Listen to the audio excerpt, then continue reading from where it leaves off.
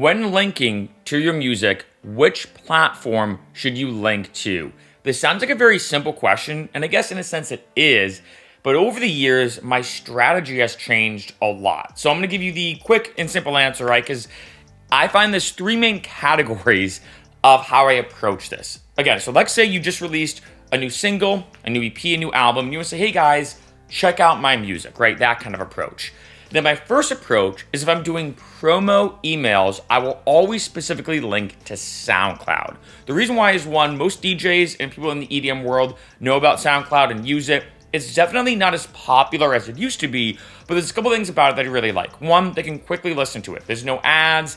I know there's like a monetization program. Being honest, is not really worth it, but SoundCloud is a great approach for a lot of DJs. But two, and I think more importantly, I have all my music for free on SoundCloud. I've talked about this in other videos. So if I send one of my links to a DJ in a promo email, and they're like, oh, I actually like this song, I want to use it for one of my DJ sets, they can quickly and easily download it for free. And in the promo email, I will also mention that too, being like, hey, just letting you know, this song's also free for download if you want to use it in your sets. I feel like there's not really any other big platform out there that has the ease in terms of just listening to the song without ads and all this kind of stuff. And in fact, you can quickly and easily download it. So when it comes to promo emails, I will only link to SoundCloud. Now, the second stage is, like, say, a normal listener. I'm talking about your typical Joe Schmo. So this is me sending it to friends and family, let's say sometimes on a text. Let's say I'm posting it on social media saying, hey, everyone, I just released this new thing. Definitely check it out. In that case, I will either do Spotify or YouTube. The reason why, and sometimes it might even depend upon the platform, which I will talk about in a second. The reason why is I find, on one end, Spotify, definitely the biggest streaming service right now. I feel like it's probably Spotify and Apple Music are fairly close. For me personally, I just like Spotify better. But if I, let's say, send it to someone's Spotify, a lot of times I've noticed people will like the songs. They'll put it in their own playlists, so in the future, they'll listen to my music more. Another thing, which is a big one, I make money. I know it's not that much. It's like 0.002 to I think 0.004 cents per stream. So it's not anything crazy, but hey, I guess it adds up. I will say that it definitely adds up a lot over time. But another big thing is the algorithm. I've noticed both for Spotify and YouTube, the bigger your music gets, the bigger it gets, especially for YouTube. So if YouTube sees, wow, they're watching this one video, which it's a video in the sense that it's your song on a video, right? If that makes sense. The more people watch it and the longer they watch it, called the audience view percentage and the audience view duration, AVP or AVD for short, if they see your AVD is high and a lot of people are watching this video and listening to your music, they will rank it higher in the search results, higher in the suggested videos, higher in the browse features, etc., etc. There's a very intense algorithmic nature for both YouTube and Spotify. Their goal, not surprising to a lot of people, but it's important to mention, their goal is to keep you on their platform as long as possible. They make more money, and in a sense, you make more money too. So when I'm sharing a link to my music, I would typically either pick Spotify or YouTube. Recently, I have been featuring YouTube more, I will say, even though I gotta be honest, the CPMs and RPMs for music on YouTube is horrible. What that means, in case you didn't know as a side note, again, it's all very relevant. I know it seems kind of random, but it's all relevant.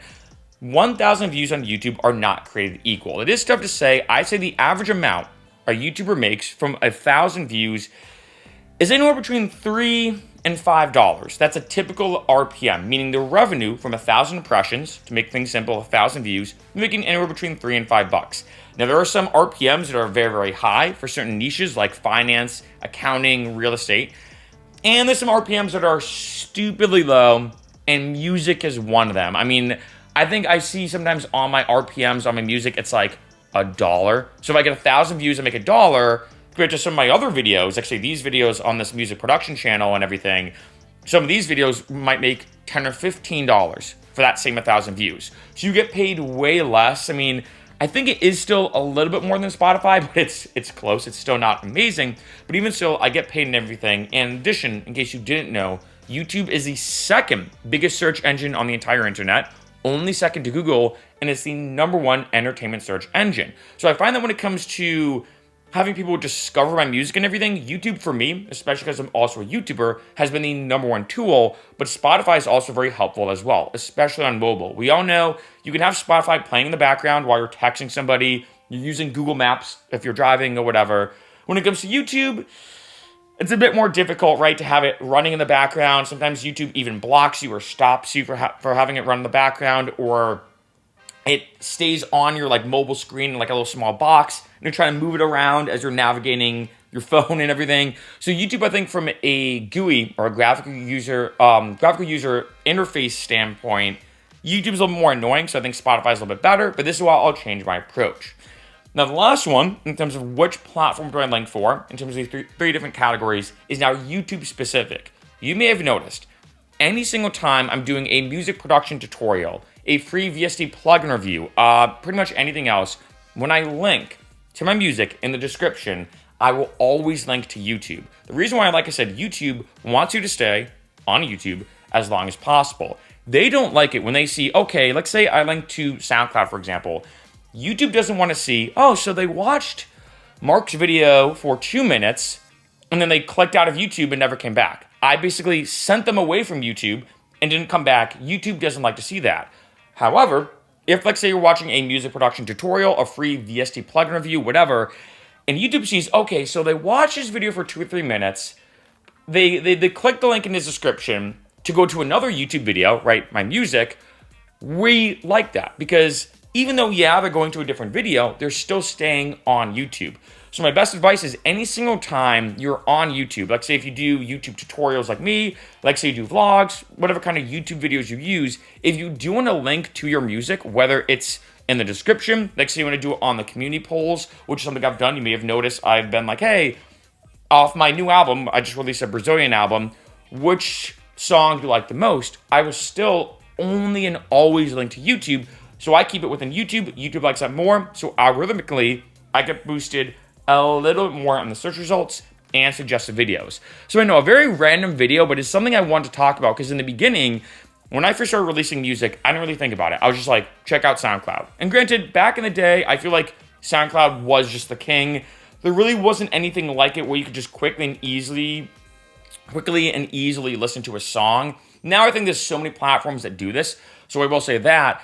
But overall, though, when it comes to this different strategy, it has changed over time. I still stick with only SoundCloud, like I said, when it comes to promo emails, because I like the quickness and ease of it, and of course, the fact that they can download it for free. And I do suggest, I've already talked about this in other videos, have all your music for free for download on SoundCloud, because I find about 75% of the time, if someone downloads my music on SoundCloud, it's usually a DJ looking to use a song for something. Typically a DJ set or whatever. Or actually a lot of times it's like say other YouTubers wanting to use my music in their videos. And I'm like, hey, that's great. It's free promotion, right? So SoundCloud's great for any kind of promo type stuff. For the casual listener, I suggest Spotify or YouTube.